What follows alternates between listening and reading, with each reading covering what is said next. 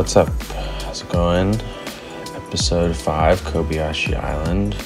This episode, we're kind of gonna expand a little bit, do a little high-density houses, high-density commercial, dealing with these train stations that are set up at this point, kind of putting them into a neighborhood, and then also putting in the main Kobayashi Hospital, which be situated in a sort of service area. There's going to be a police headquarters and a fire station and a really large hospital there. So this is kind of what I am excited to after these first couple episodes here, because low density, neighborhoods, single family homes are kind of tedious to build a little bit. It takes quite a while to put one house down.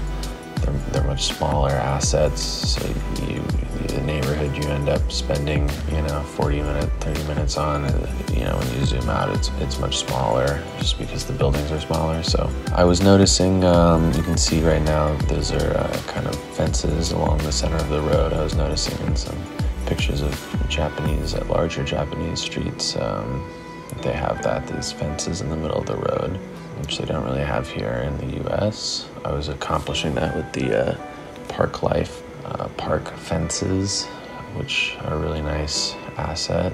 There's two different types of fences. The ones that use nodes, and they're kind of like network, like streets, where you plop them down node by node. And then there's the fences that are more like props, and you use the prop line tool and get them to go in a line together and make a fence out of a bunch of little pieces. And I kind of interchange, the two styles, because in some scenarios one's easier, and in some scenarios the other one's easier. When you use the node ones, it's a little bit more difficult in that no matter if you have snapping off or anything, it always just wants to snap to something or other. So it's hard to get it really precise or on top of or near other nodes of another kind. So sometimes it's tough to do that kind in like a street or something, and the other one that was made out of props doesn't really conform to the elevations of the ground very well usually. So on those ones, the disadvantage is that you can't really do them on hills and have them look quite the same. And I think fences are really one of the key things that make a city look real. I remember when I first started playing this game and it looked really vanilla. I couldn't figure out, what to do with the empty spaces between the buildings, or like near highways. It seemed oddly barren, and I couldn't really figure out why. And fences were definitely one of the things that, once I started putting more time and effort into making neighborhoods and areas look good, fences were one of the first things I did, because they really add a lot of realistic look to an area, and they really fill the areas between the house as well. So if you have the time, that's what makes cities look realistic. You can see right now I'm kind of setting up a little area to get back across the river here. Before I start building buildings over there, really know where my bridges are going to be, so we can kind of base everything off of that. We can lay down the major roads, lay down the train networks, and kind of the whole downtown will take shape based off of that, I'm imagining. The most important thing is going to be the rail lines, because I want to do a whole central train station, probably a full episode just with the central train station, 6 or 8, 10 platforms, where all these different lines kind of have their own platform and go out either on a loop or a dead end at the main train station. I'm also imagining that there's going to be a lot of skyscraper type buildings in the downtown area, and I'm just going to try and make it as dense as possible. I'm kind of looking forward to that.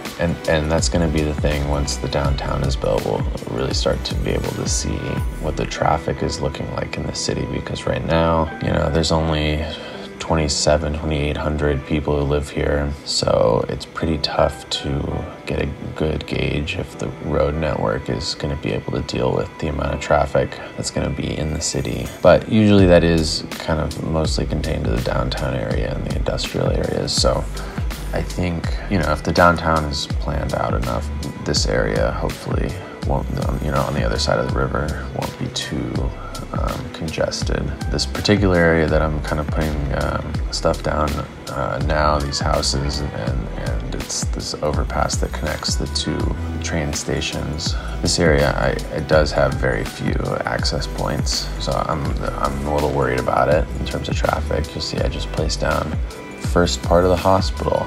I didn't really plan for it, so I'm deleting some buildings, and there's some houses that I already built so that I can really fit this guy here. I think that's one of the reasons to be concerned about the traffic in this particular little neighborhood between the two rail lines, because this hospital is going to be, the main source of ambulances in the city, so there's going to be a lot of ambulances coming in and out, I'd imagine, in addition to the people who work here and live here. So I guess it's yet to be seen how that's going to work out. How I think of a hospital is really large, takes up multiple blocks, has overpasses, has parking structures, and the vanilla hospital, which I just placed down, it's not exactly the same. So I wanted to really make like a complex where, it's much larger than just this first little building.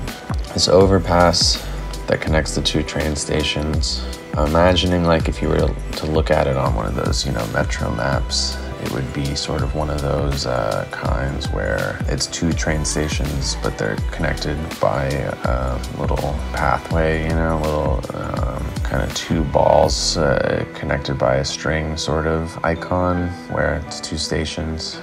But if you walk, you can get from one to the other without having to get a new ticket or whatever. I'm kind of imagining that's what this station is, where on occasion you might need to transfer trains here and do a walk across the walkway. But for the most part, you're either getting on or off here.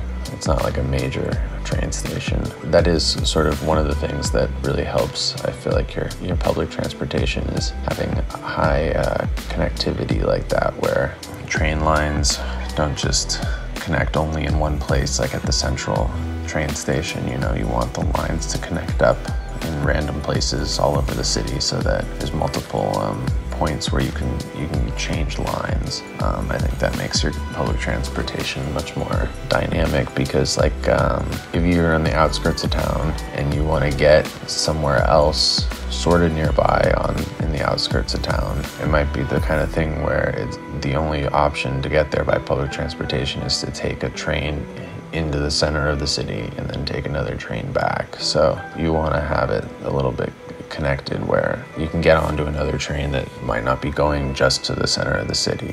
There's different sort of junctions all over the place, and it's not just all straight shots to the downtown.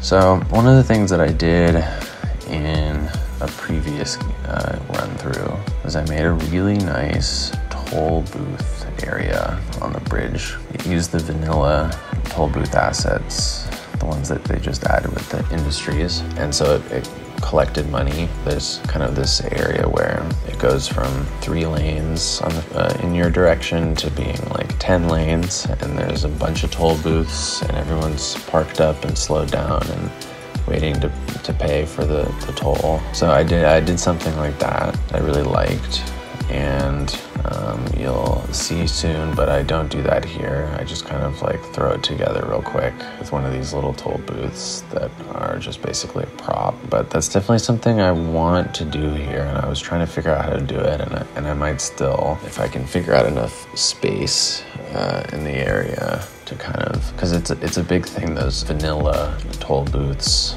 are really large and have to be perfectly flat, so you can't have them going up in elevation or anything, which is sort of what you need in that particular area. So maybe it happens somewhere else, but it would be nice to do it there or somewhere at least where you have a nice big toll booth area. To be honest, I'm a little upset still that I don't really have the room to use the vanilla toll booth assets to get onto any of the highways. I feel like it'd be really cool if, just getting on a highway, no matter where you are, where you're going, costs money. It's just those vanilla assets, or the vanilla toll booths are so large that if I'm trying to go for this amount of density, it's a little tough. So it's about the end of the episode. Next time around, we'll do around the surrounding area and the coastline on the other side of the hospital along the ocean.